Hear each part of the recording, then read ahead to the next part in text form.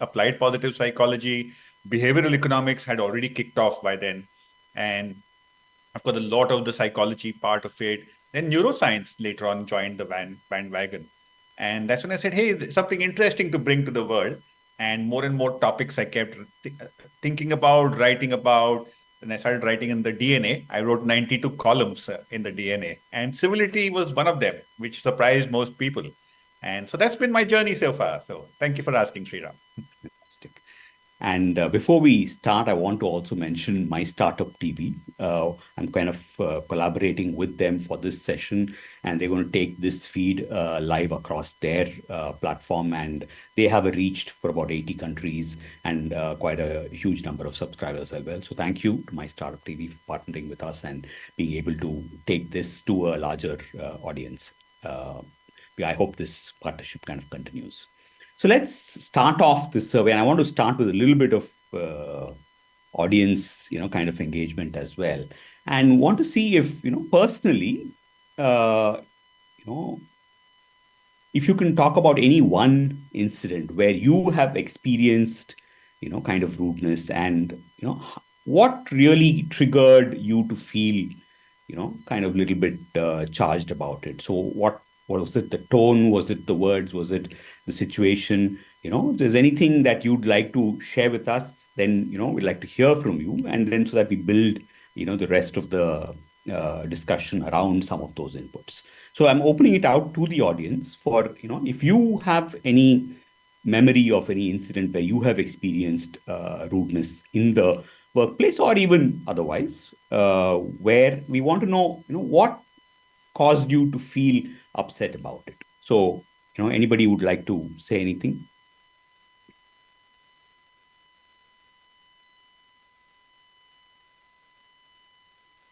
Or if you're too shy, you can put it on the chat. But ideally, we'd like you to just speak up and talk about it.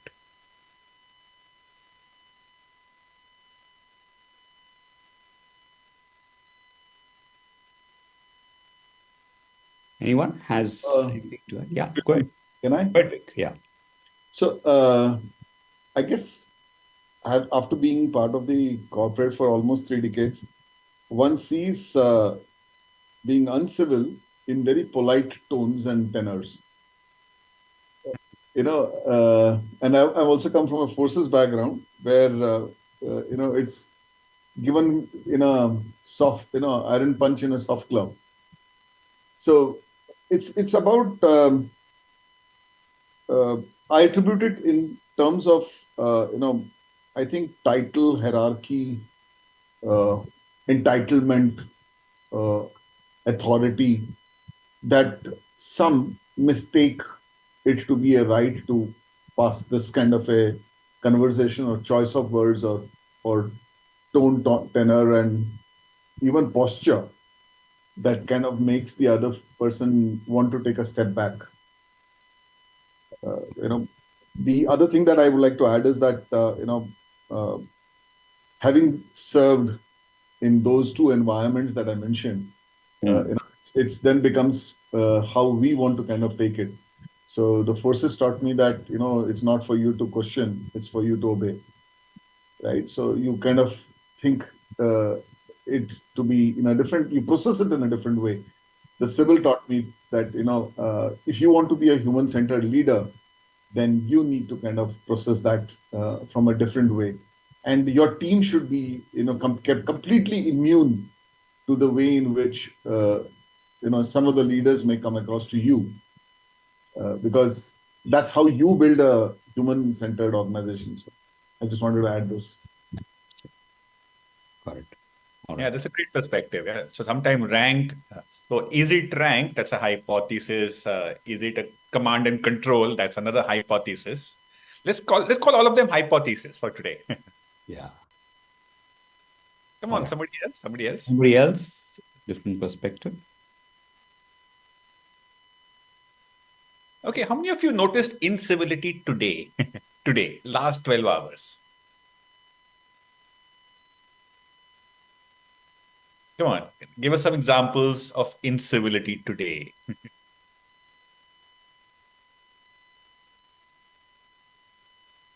Let me speak up. Okay. Yeah, this is Sunil here. So, okay, uh, uh, I come with about 27 years of, sales, business development, and growth. As my specialization or function area. I guess, being a salesperson, you learn to take the, initiative to, push people and to, sell your wares. But I think from the point of view of, hearing rejection in various degrees of, brevity, as one would put it. It can vary from giving a sound rationale to just being, attributing it to, what do you call, bureaucracy and red tapeism within the organization. So that can be conveyed, as I said, in various degrees of, what do you call, uh, uh, of, I would say, of, rudeness or, backed up enough and more rationale and, logic, and the whole value into an organization. That's what I would like to say. Okay, yeah. So that's another perspective, right? Which is a very interesting one, which is around, hey, this is processes have to be followed, and therefore whether you like it or not, this is the way. This is only one way of doing this. Okay. Anybody else?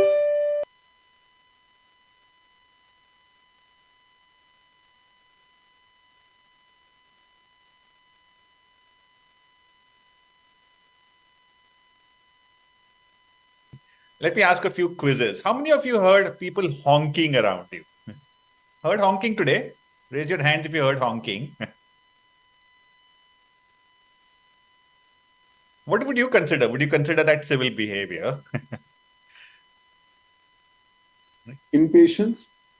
Maybe impatient, but that's how many of you, when you were walking through a door, somebody was ahead of you, held the door for you?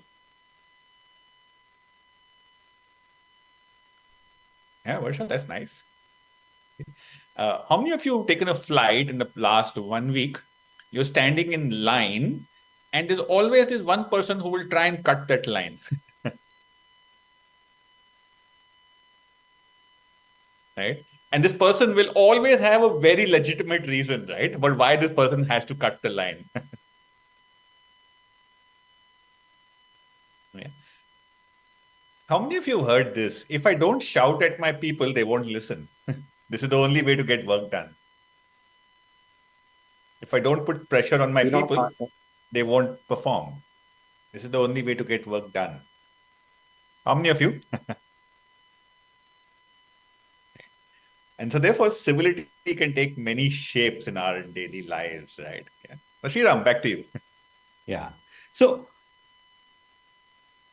for me, I think, we are very proud of our economic development. And we keep, kind of comparing and saying the third largest, fourth largest, and this and that and all that. And I am often looking at the data very differently and saying that, okay, if development has to reflect in the experience that you have on a day-to-day basis, and our experience on a day-to-day basis is not improving. It is just getting worse. Okay. People around us are becoming economically better and behaving worse in many ways as a thing. So it's not really, because at some point I really thought maybe it's about education. And, if people get a little more educated, maybe things will get better. And that was the perspective maybe about 15, 20 years ago. Now that is not an issue. And still you see this across the board. You step out on the road, from people cutting you to being, kind of completely disrespectful. And these are all well-educated people who are similar to you. And sometimes I wonder if it is so prevalent that maybe we are also doing it unknowingly, and not realizing it. To that extent, it's become, prevalent from, especially, the moment I step into traffic, it kind of hits me that, what is going on? How can we call ourselves developed when we just can't respect basic human needs? And that is, I think, something we need to ponder. We will never be a developed country till we fix our basic morality, our basic, kind of respect for people. And we come from a culture which is so evolved and so, powerful. And now, and we can't even blame the British for this. We blame the British for a lot of things, but we can't blame them for this. This is our own doing, where I think somewhere in our need to get ahead, we've forgotten that, at the basic level, we are first human beings. We need to, kind of realize that. And I don't see our country becoming a really developed nation unless we fix this. And that's, I think for me, a big concern. And I think more people need to talk about it, because and sometimes it's because the apathy and the, acceptance and the over tolerance of bad stuff, I think is causing us a lot of, kind of issues as a country in many, many ways. So on that note, I just want your perspective on what is civility, and then, we'll take it forward. So first, I want to set the record straight, right? Incivility is on the rise, not only in the or less developed countries. Across the world, data points are coming up day in and day out that trust is going down, trust in systems are going down, and that is being led by respect going down. So respect for the other is going down. Right? And then if you combine these two, incivility per se is also going down. And this is nothing to do with I've not seen any data points linking trust, respect, and incivility or civility to income, rising incomes, or even national income at a GDP level. Okay? This has been an easy excuse we gave ourselves to wear it as a badge of honor, right? That, hey, it's in our nature to be aggressive. So we will take on more aggressive goals.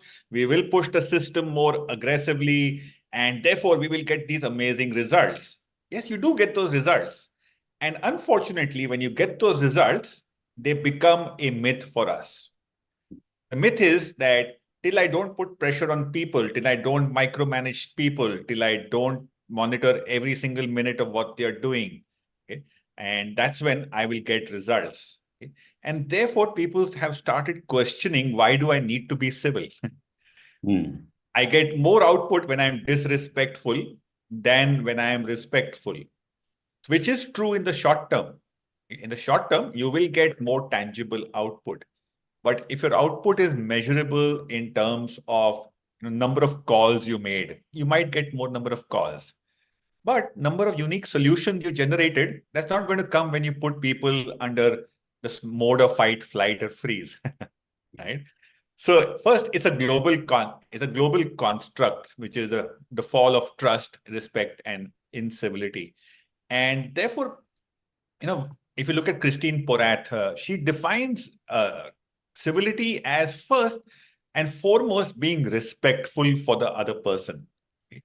And then it is about being considerate about the circumstances of this person. And then the third is about, once you've understood the perspective, it's about being compassionate. Okay? And a lot of people don't understand compassion. So I want to just define it for everybody. Empathy plus action is equal to compassion, a very simplified definition. Okay? So when you take action, okay, when you see somebody suffering and you take action, okay, so that's what we call compassionate and caring treatment. And because of which, then between two individuals, between two teams, there is positive connectedness. And then people start to connect with positive regard, with positive intent. And then what happens is people start to feel more valued, they feel more cherished, they feel more recognized. Okay? So therefore, you see, civility takes a higher platform, okay, with the foundations of not just polite manners, but about respect, consideration, compassion, and therefore positive regard. Okay? So that's going to be the definition we'll use for today for civility. Okay? Not just polite manners, just okay, because when you hold the door for somebody, okay, what is the signal you're sending for that person? What's the signal you send when you hold the door for somebody? I respect you. Yeah, exactly, right? When you wish a security guard good morning with the equal enthusiasm as you might wish your boss or the managing director of your company, the signal it sends to the security guard is, hey, I value you. Correct? And that's when it begins to pay forward. right? So that's the definition of civility. And just wanted to set record straight. It's not about the wealth of a nation. Okay? There's nothing to do with that. Vic, you want to go ahead with your question that you put on the chat? I mean, whenever it's appropriate, go ahead, please. No, go ahead. You ask your question. No, I was like trying to say, is incivility the real opposite of civility? Or is it a lack of exercised values? So that's an interesting one, because in civility research, what's coming out clearly, and Tara Urish, her research shows only 15% people are self-aware. So imagine if only 15% of people are self-aware, what percentage of people will be aware of their values? Right? Now, so first is self-aware, then self-aware of their values. And now what percentage of those people who are self-aware, who are aware of those values, will exercise those values? Correct. And now let me make it even more interesting. What percentage of those people who are self-aware of those values, apply those values, but apply the values even when they are stressed, even when they are under pressure, even when they have to make those sacrifices? Right? So a very important indicator is awareness of your values and practicing of your values. Yeah, that is at an individual level, you've absolutely nailed it, Vikram. And that's the correct way. Yeah. A great question. Thank you. So let's complete the thing around society and then move into workplaces. So what's the way to break free? So I know it's obviously not a very easy solution and not something perhaps that we can talk here and kind of get it sorted out. But do you even see a way out? Do you see that there's something possible to break free from where we are today with respect to civility? Yeah. So, I'll build on what Vikram just talked about, because many times we confuse civility because we confuse tolerance with apathy. Right? We tolerate that behavior of saying the phrase, not my monkey, not my circus. Somebody else's team leader is being rude to them, not my problem. Right? Some other functional leader is doing this to their team, not my problem. Okay? And let me tell you why that might become problematic. Because what research shows is this: when I am experienced to incivility directly, it decreases my productivity, it decreases my capability of collaborating, it decreases my performance levels. And that's not all. What researchers have found is, if I witness A being incivil to B, I had nothing to do with it. Okay, A was being uncivil to B, I am C. My own productivity and creativity goes down. So imagine just witnessing a incivil act impacts us, right? And therefore, at a societal level, okay, it's at a level that you talked about earlier, that in all the stresses that we put on each other, okay, that we begun to, when we see something wrong, we go into what we call a blame and shame mode. Right? If you witnessed the US presidential debate, okay, I was more interested in the reaction to the debate than the debate itself. And guess what? The moment the debate got over, party A followers went at it against the party B followers. Right? And therefore, it just shows to you at a societal level, okay, these are two individuals debating, okay, but why are you fighting against each other? Right? And you should see the social media, the way it's erupted about against each other's, okay? And therefore, that's when you see something which does not agree with you, okay? And Vikram, I'm going to take the contra point here. Okay, one is your values. One is when somebody contravenes your values, what is your reaction? When somebody contravenes your values, what do you do? Okay? And therefore, in corporate life, you would have heard of this phrase, let me call this out when something goes wrong. Okay. And that calling out is actually harmful, because when you call out a poor behavior, it is putting the person in a limelight or the harsh light of interrogation. And therefore, learning cannot take place when you're calling out and blaming and shaming people. Right? When your values are transgressed. Okay. And therefore, what do? Okay. What we recommend is, instead of calling out incivility, you call in civility. Calling in instead of calling out. Okay. How is calling in different from calling out? Let me explain that. So calling in, I will sit down with Sunil and say, hey, Sunil, you said this. Okay. I want to understand from you what led you to say this. What in your experience, in your opinions. Okay. Then I'll share what I saw, I observed. And then together, we'll come up with a mutually acceptable way forward. Right? So calling in is sitting down with that person, understanding that person's perspective, sharing your perspective in a safe manner, okay, and then moving forward. Okay? I think that can happen only when we leave this thing about society and start engaging at a one-to-one level. Right? So therefore, when you label the follower of a certain party with a name, or even worse, when you label the leader of a party with a certain name, you're setting a very poor role model. Okay? So that's the second one. Okay, the first one is calling in versus calling out. Okay? The second is role modeling. Okay? And therefore, it's very easy to role model when everything is going all right. Right? But how do you role model when things are going wrong? Okay? And that's when you start to put up the benchmarks. Right? And the third is about drawing boundaries. Okay?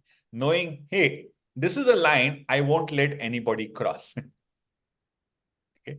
And I'll tell you my journey. I used to be in a bank and I used to use foul language in sales literally every 2 sentences.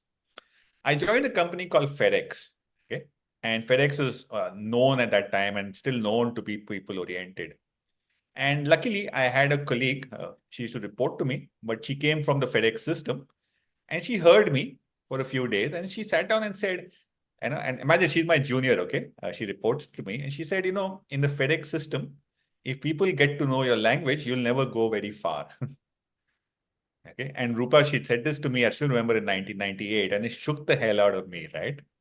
Till then, okay, I've had a reputation. If I use the 4-letter word starting with S, not even the F word, okay, people would freeze in the conference room if I have used even a foul word, because I made it a point to say, hey, I'm never going to use foul language. And therefore, I got to be known with a reputation to say, hey, first, I'll never use foul language. And very, very rarely will you see me raising my voice in corporate world. Right? And in fact, people knew if I'm speaking slowly, they would then get terrified. Okay, now he's really angry. He's speaking slowly. Right? And people would then run away. Hey, he's speaking slowly. Don't touch him today. Right? And therefore, okay, it comes into your boundaries and what values and what reputation, what brand do you wish to build for yourself? And and I want to just sum this up by saying there was a very famous saint by the name Thomas Carlyle, a philosopher, a guide. He was asked, how do I reform the world? So Thomas Carlyle responded saying, look after yourself and we will have one less scoundrel to worry about. And that's how we reform the world. Right?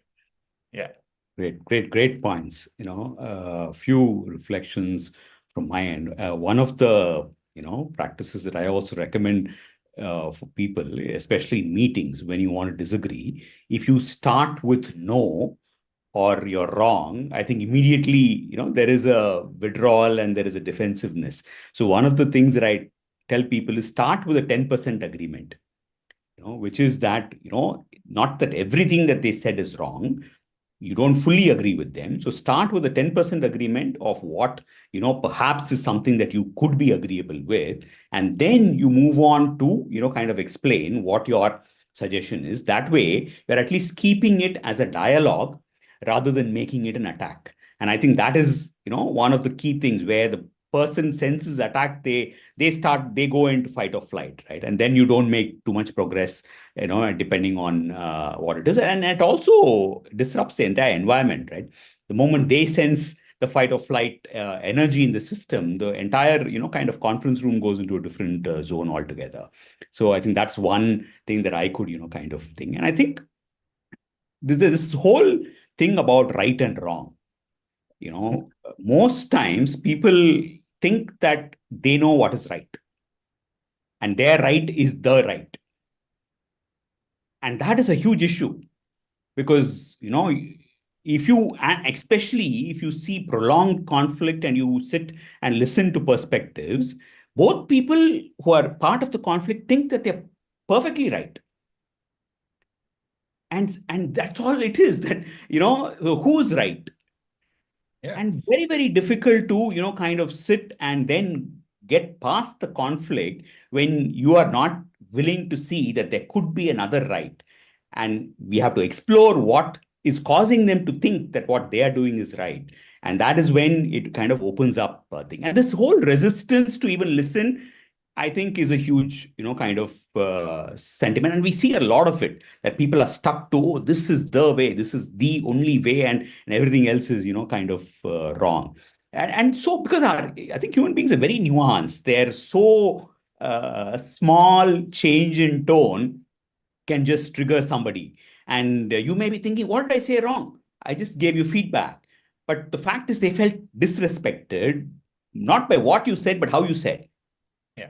Right? And then you are caught in your thing of what you said. And there is no progress because you're constantly, at loggerheads thing. Any reflections from your end? So, first of all, nobody likes to be told they are wrong. Right? Nobody likes to be told they are wrong. And therefore, when you want to come up with a contrarian view, okay, and how do you then look at yourself to say, hey, I'm going to ask a question, but I'm going to ask a question which is curious versus judgmental. Right? And therefore, how, or maybe even supportive. So today I was doing a workshop on gender sensitization and inclusive intelligence.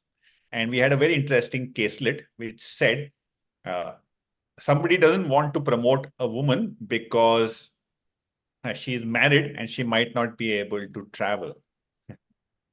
Okay. And therefore, how do you now address this situation? And said, okay, but how will you ask this question of her? Okay. The key is you have to ask this question of her, right? Yeah. So instead of saying, hey, this job requires 15 days of travel, can you travel? Now that is being judgmental. Yeah. What would a curious way look like? A curious way would look like, hey, this job requires 14 days of travel. What support do you need from me to enable your travel? Right? So like you rightly said, it's never what you said is wrong. All conflict, when you look at it, it's never what you said. It's always how it was said. And that's where civility comes in. Civility is about the how. Civility is about the how. Civility is not about the what. Fantastic. Yeah. Vikram, you had your hand raised before we go to Sitaram's query. Yeah.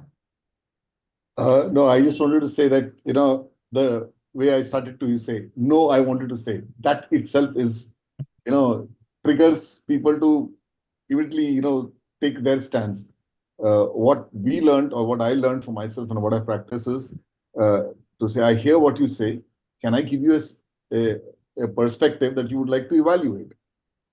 Or I would like to say, I hear and I see some merit in what you're saying. Would you like to choose to see the merit in what if you were to do it this way? These two are generally what I play around with more. And the last is if someone says something completely not saying, say, one feels tempted to say, okay, I'll do it, but it's at your cost, or you said it, kind of a thing. But then the wisdom in me tries to tell me is to say, we would definitely like to do a pilot and give you a result, and then you can take a call if you would want to do this across the organization or with more people. And that kind of at least makes the person want to think once again. So just wanted to add some thoughts. Yeah. So it's all about when you see data points which go against what you are thinking, okay, and therefore go into a zone of curiosity, and instead of going into a zone of conflict. Okay. And I think what Sriram talked about, look at these data points. Okay, these ones I completely agree with. This one, explain this to me a bit more. So I used to have a chairman, okay, and when we would present business plans, and the Excel sheet on the screen would be 20 rows and 12 columns or 13 columns. And this chairman was so astute, he could pinpoint a certain cell. And all he would say is, okay, and absolute gentleman, he would go into Hindi and he would just say, ये cell में ना थोड़ी मुझे दिक्कत लग रही है, जरा देख लोगे आप. Okay, and that was enough for the room to shudder. Okay, he could, out of a 12 by 14 matrix, he could point to that one cell and say, hey, look at this and come back to me. Right? And instead of you getting into a debate right there, or can you send me some more data points behind this conclusion that you have raised before we arrive at a conclusion?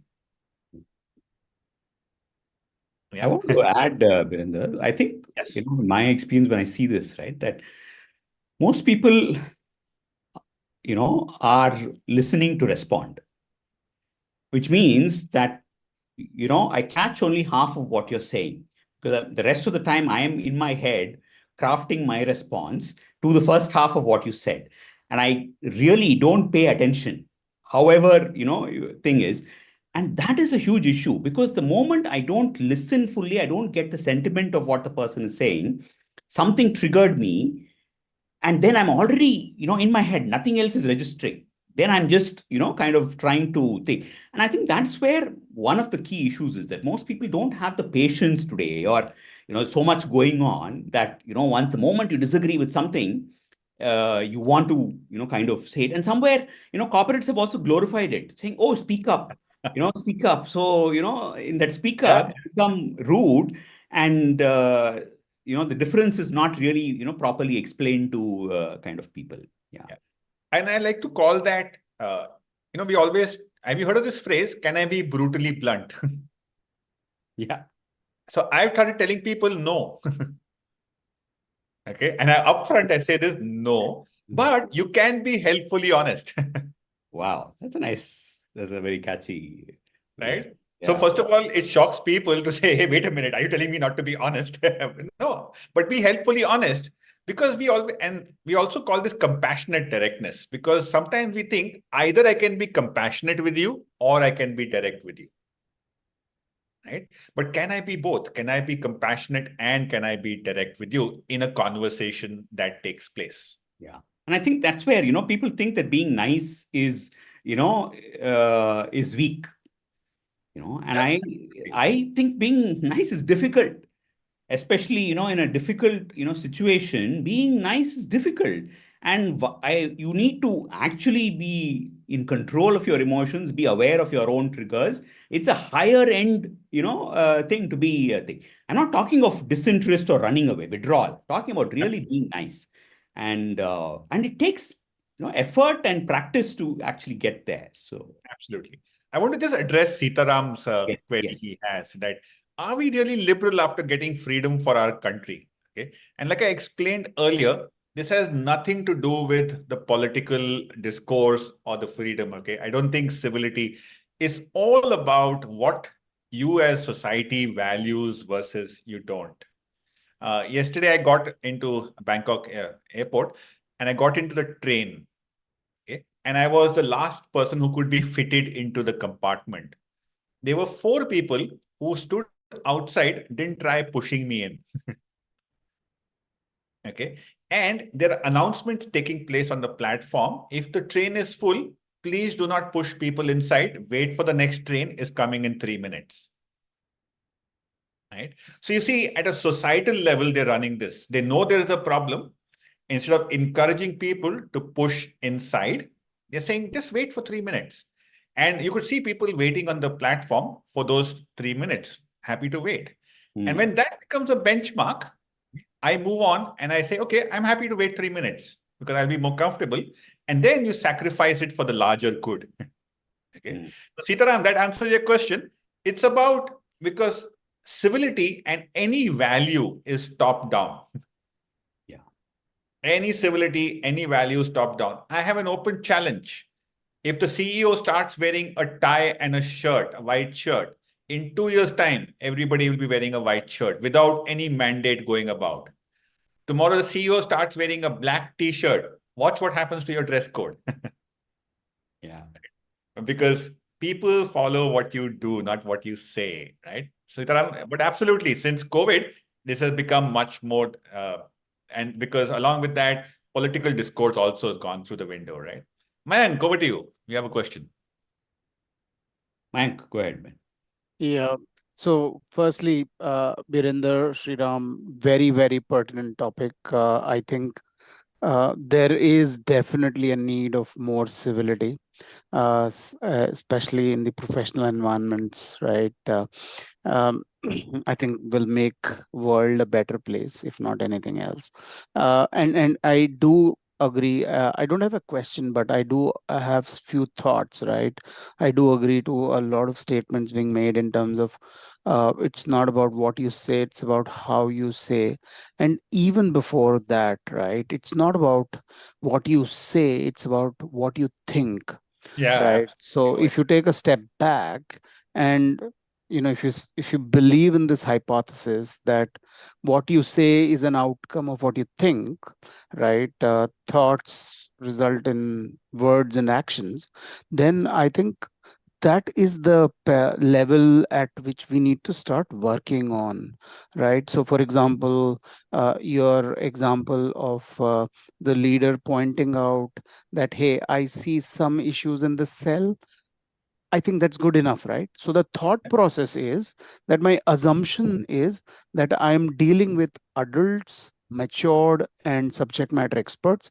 I don't need to tell them what to do, how to do. I just need to express that, hey, I see some problems, I see some issues, can you come back, right? So that's the thought process. For example, I worked with a leader, right, who was very, very pertinent about the language we use in any email or in any communication or any policy document, right? For example, we were trying to bring back the employees to office. We were drafting some hybrid work guidelines, and we said that, hey, failure to adhere to this would lead into disciplinary action. This leader was dead against. She was like, hey, can we bring it into a more positive connotation, right? The thought process was that, hey, we don't want to build a culture of stick. We want to build a culture of openness. We want to build a culture of happiness, right? Where there is no stick, there is no disciplinary action. So can we say, hey, we encourage you to adhere to this, right? And so on and so forth, because we are dealing with adults. We don't need to tell them what to do, how to do. Yeah, Those are a spot few on. thoughts I thought I I'll want you to share. go a bit deeper than that, Mayank, now. Where the thoughts come from? Yeah, that's an interesting. Where do the I thoughts mean, come? what we see, and I think predominantly that, right? And the So, company we are thought in. comes from beliefs, right? Your Yeah. thoughts come from your belief. What do you believe? If you believe people are hardworking, if you believe people will do this, you will draft the email differently, right? So therefore, and sitting parallel to belief or beliefs really comes from your habits, right? And therefore, I always say this, what I do every day becomes a habit. Mm-hmm. What all of us do every day becomes Culture. culture. Absolutely. And now let's say there are 5 of us behaving in a certain norm. A 6th person joins the call. Will this person follow the existing norm, or will the person try and disrupt everything? And the chances are, Yeah, 95% you will is find alignment. they will align, right? Because Yeah, this is the prevailing culture. Okay, till the person might find, hey, something's wrong here. correct. Yeah, great. Sriram, back to you. We've only Yes. got 15 minutes left. So Yes. Yeah. So just a quick reflection on what Mayank said. I think many times what corporates are looking for is that one is they want it to happen quick and they want to be in control of the outcome. So when you want something to be in control of the outcome and you don't have patience, that is, I think, when you start, kind of forcing things a certain way. But if you want people to adhere, it is a longer thing. You have to convince, you have to communicate more, you have to explain more. And somehow, because of the equation, perceived equation, where the management is, seemingly higher than the individual, you unknowingly use that equation to your, kind of benefit. And I don't think that's a good strategy. My belief is with technology and AI, people will have more choice. And if you continue to use hierarchy as a way to get things, they are going to go somewhere else very quickly. yeah. All And right. there's interesting Yeah. research coming there, because as you go up in the corporate hierarchy, empathy seems to go down, Hmm. Hmm. right? If empathy goes down, now as a result, your social intelligence, emotional intelligence goes down. Hmm. And therefore, you will find conflicts rising much easily and much more faster.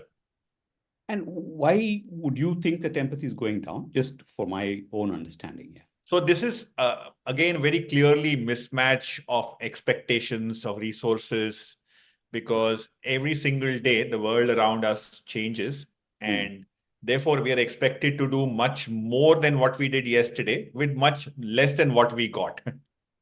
So there is an ever expanding gap between the resources versus the output demand that we have, right?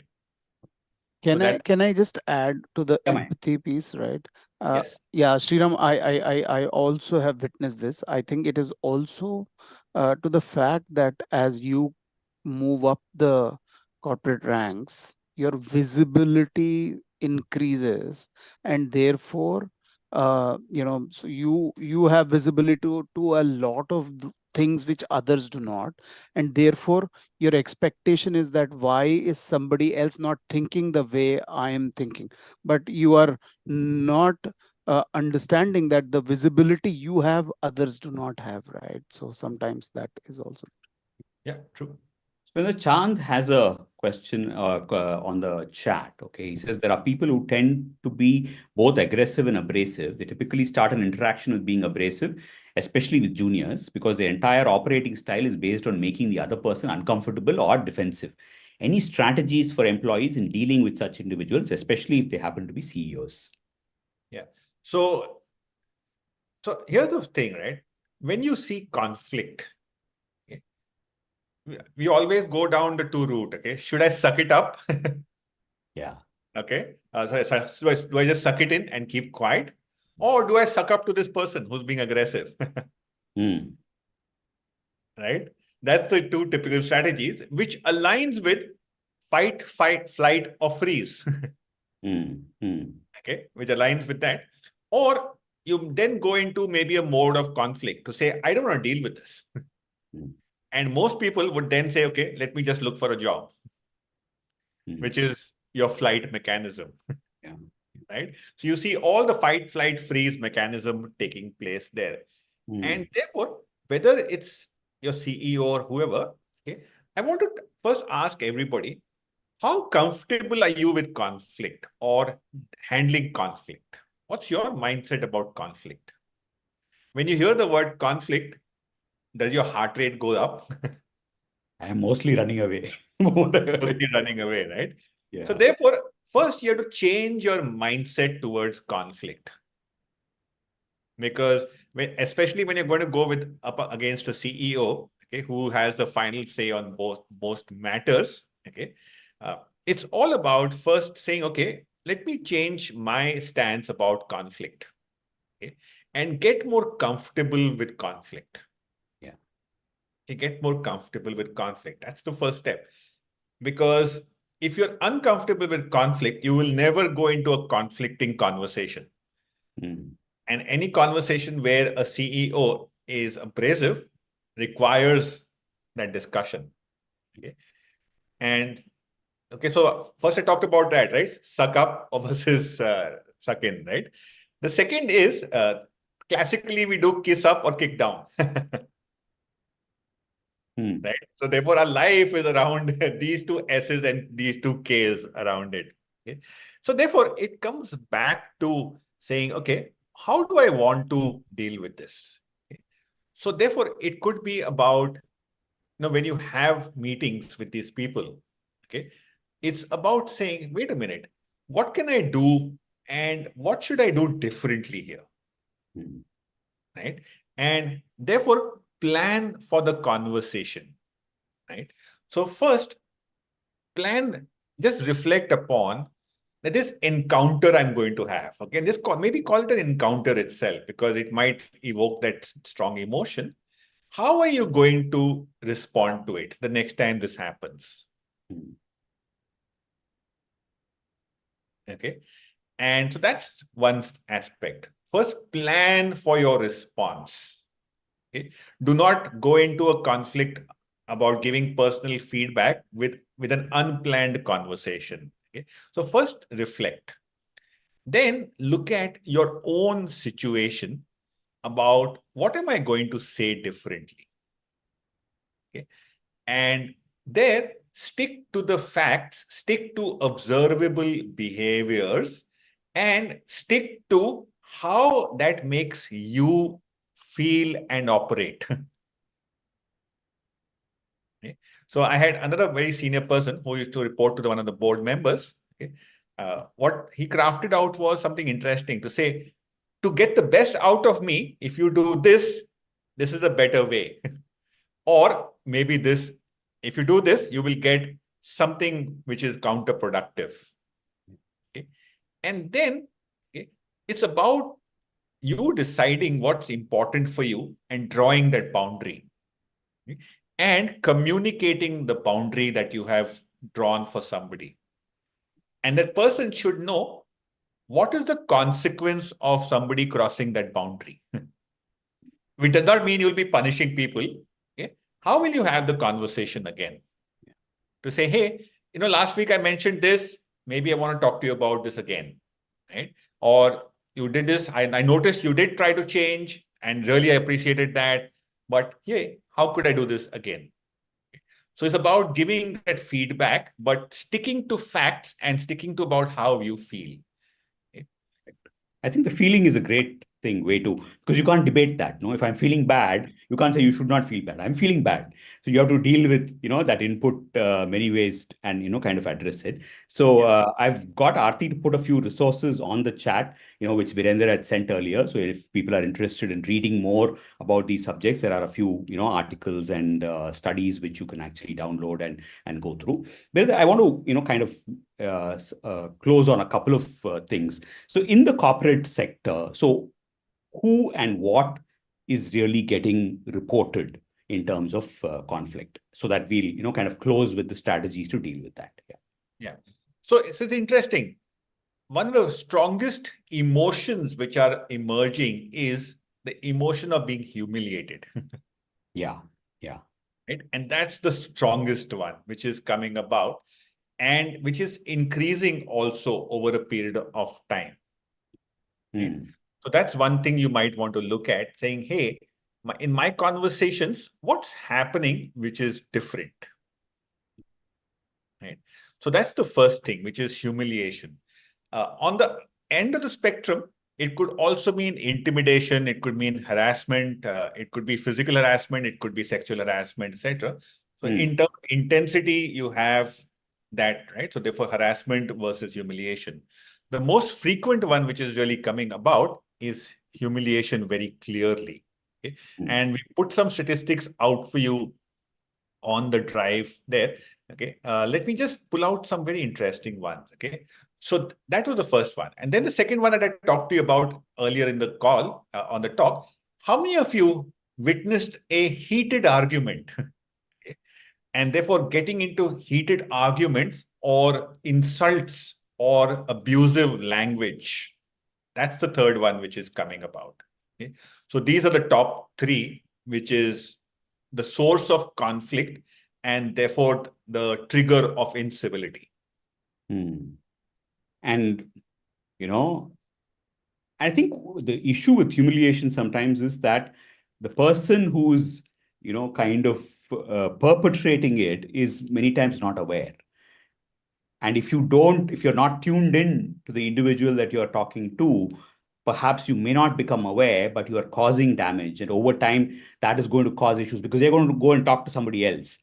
That is how this whole toxicity kind of spreads. And you're wondering, oh, my team is toxic. They're not, morale is low and all of that. Whereas you, in a way, have triggered that whole thing, and many times even perhaps without your knowledge. Yeah. So we call this social aikido. Okay? Social aikido. First, look at what you might be causing. Right? And therefore take responsibility for what you might be causing. And say, okay, I recognize I might be causing ABC.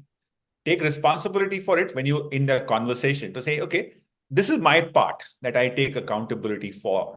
But now I want to share something that you can help me on where I need a change in behavior from you. Right?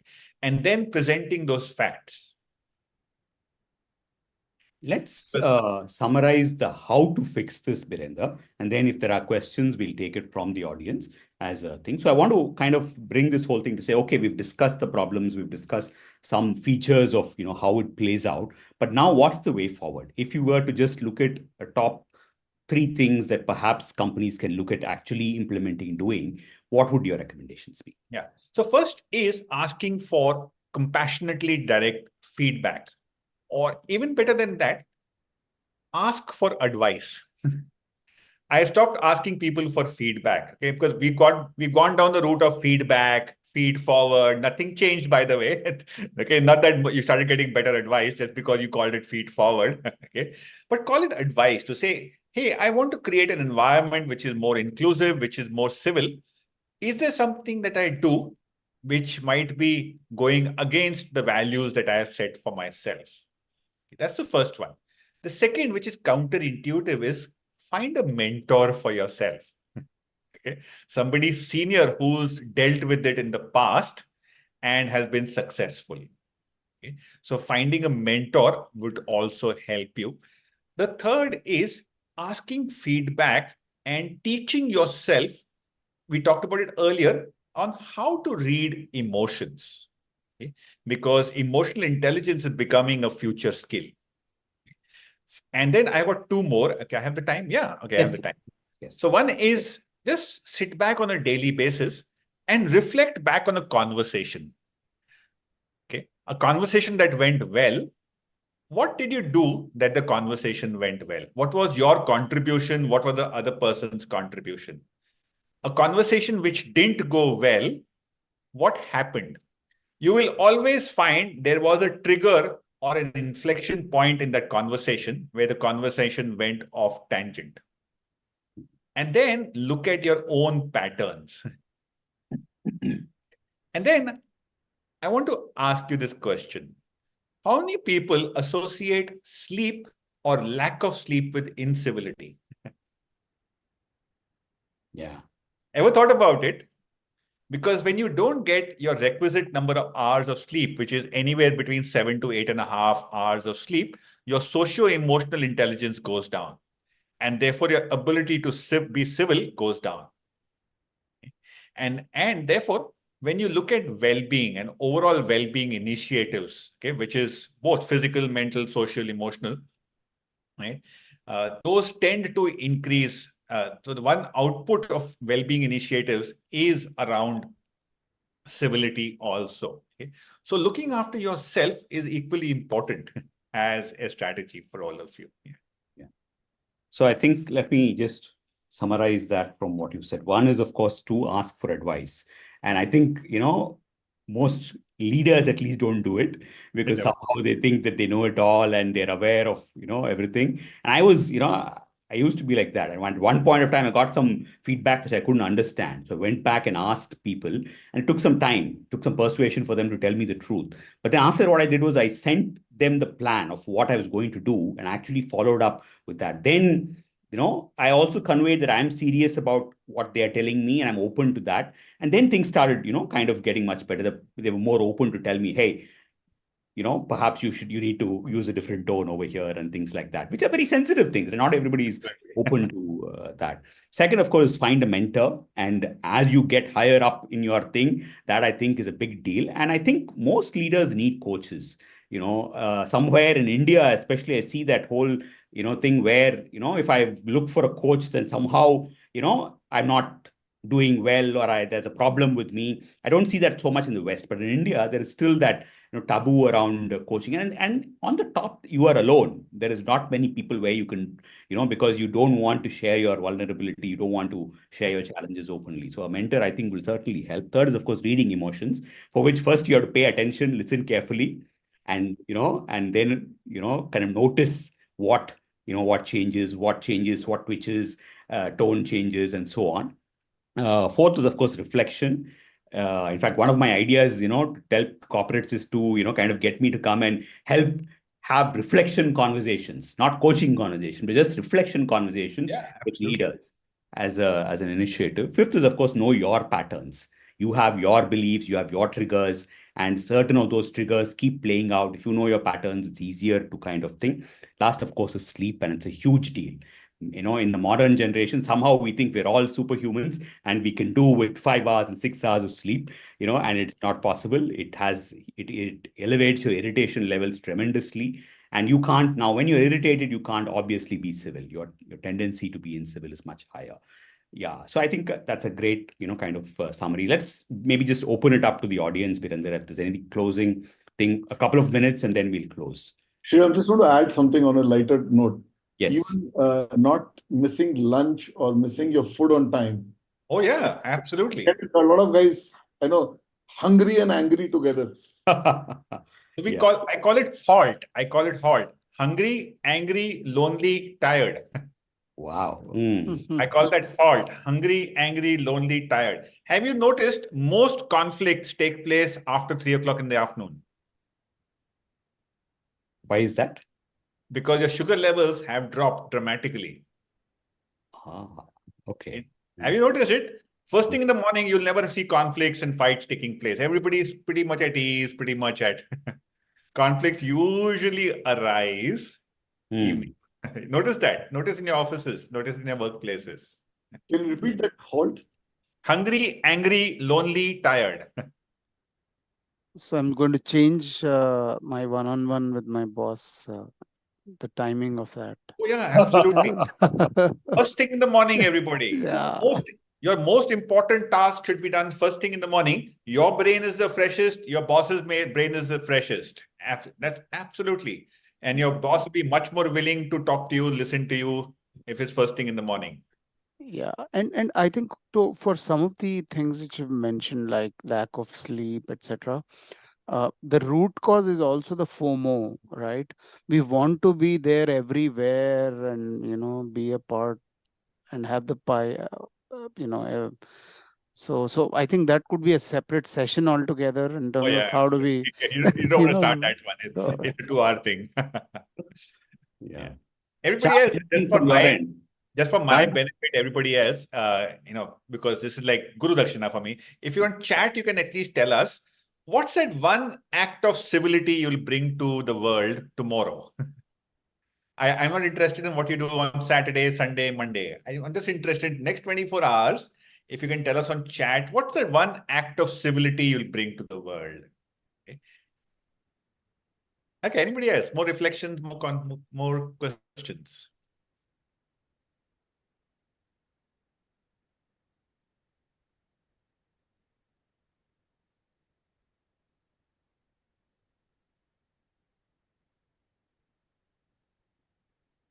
Thank you, Varsha. Thank you.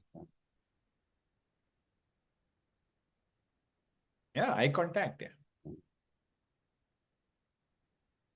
I think even holding the door, right? It's a simple enough activity, but very, for you to remember to do it. And Even a smile has great impact. actually, yeah, A smile. yeah. Smile starts a So being conversation. kind, sir. Being kind. Being kind, absolutely. Small acts of kindness. Very nice. Good to see you, Aman. Yeah. Thank you, sir.